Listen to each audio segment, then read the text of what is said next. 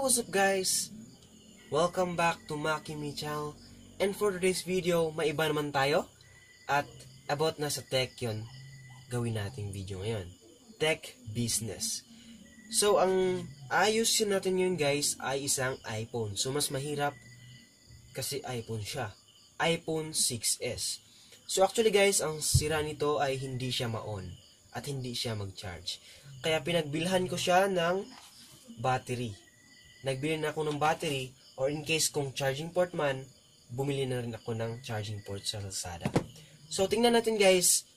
Tingnan natin yung video sa pag-ayos natin ng iPhone 6s. So, ito ngayon guys. I-try natin yung i-charge yung unit. So, pinagsaksak ko at isaksak sa unit. So, kahit ilang segundo at ilang minuto, ilang oras parang yung hintayin natin guys, hindi talaga siya mag-charge.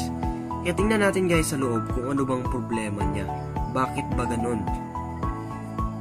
Bakit hindi siya nag-charge? Okay naman yung cable niya siguro. Try ka natin. Okay naman yung cable niya. May power naman yung cable niya guys.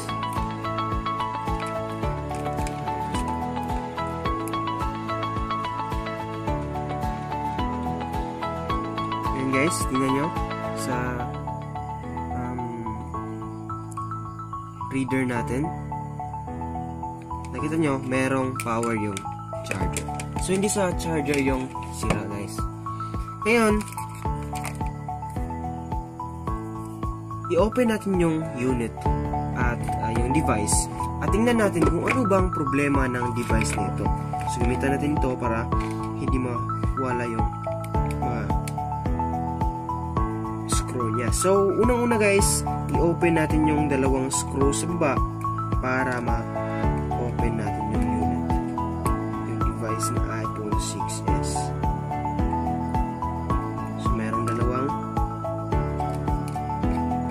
maliit na screw. At ito yung gamitin natin na screwdriver. So, ngayon, ang gawin lang natin ay ganito yung i-separate siya galing sa case niya. Ito lang yung gawin natin guys.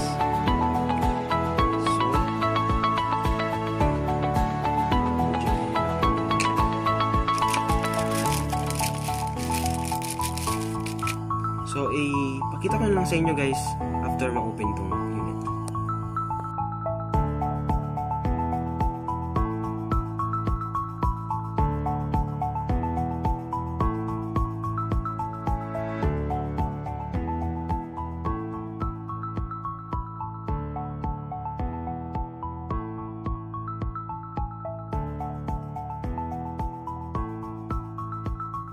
Kuha na natin yung battery. So, kunin muna natin yung screen. Pwedeng lumayan ng screen guys. So, mayroon yung screen. Kaya hindi tayo mahirapan at hindi tayo mag-aksaya ng oras. So, punta tayo sa battery. Dalawa lang yung option dito guys. Sa battery ba o sa kanyang charging port. At minsan lang guys sa board, pero minsan lang yung nangyari sa iPhone. So, try natin yung battery kung meron bang capacity.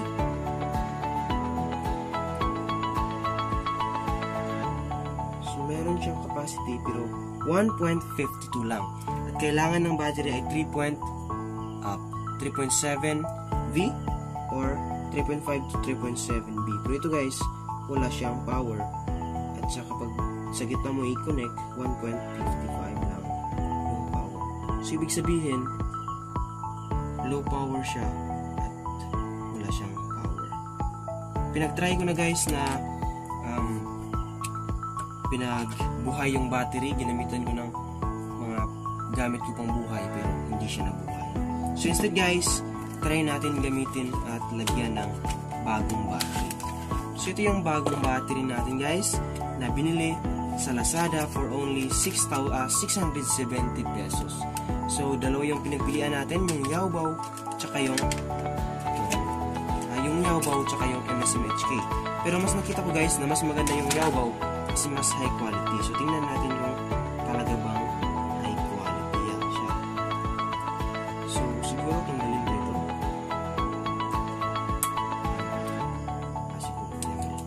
Yan, natanggal na natin guys. At i-try natin isaksak sa unit. Talaga bang pareho sila?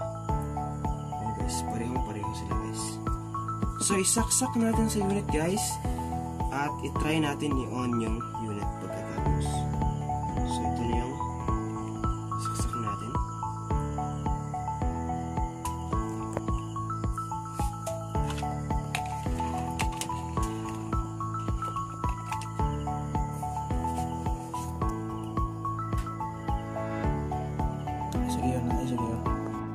So, yun guys, nasaksak na natin yung battery sa board. Try naman natin yun sa pag-power on. So, try natin i-power on. Kung talaga bang, ayun guys, gumana siya kapag i-power on. So, try natin yung i-charge guys. Try natin siyang i-charge. Kung talaga bang okay na siya. Talaga bang battery yung sira. Hindi ba meron. So, try natin i-charge para sa test. Ayun guys, responsive siya. Try natin i-charge. Yan, try natin kung mapunan ba yung percent. So, stop ko muna yung video guys. So, ayun guys, from 43, nag-up siya to 44. Ibig sabihin, sa battery lang yung sira niya. So, magandang finding, hindi natin nagamit yung kanyang board para sa charging. Ibig sabihin, yung battery yung sira niya. At, gumana na guys. Ayan, tingnan nyo. Nag-charge na siya to 44. So, ang gawin natin guys, tingnan nyo. Diyan, 44 na siya. Yan guys. Press pala.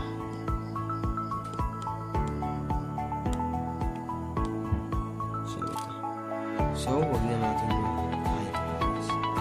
So, nakita nyo dyan guys. Expansion touch siya. At walang nangyari. So, yung battery din, nag-up siya from 43 to 44. So, yun guys. I-back na natin yung kanyang board at yung lahat sa kanya. So, yun lang pag-change ng battery guys. So, sa pag-change lang pala sa battery ang kailangan niya.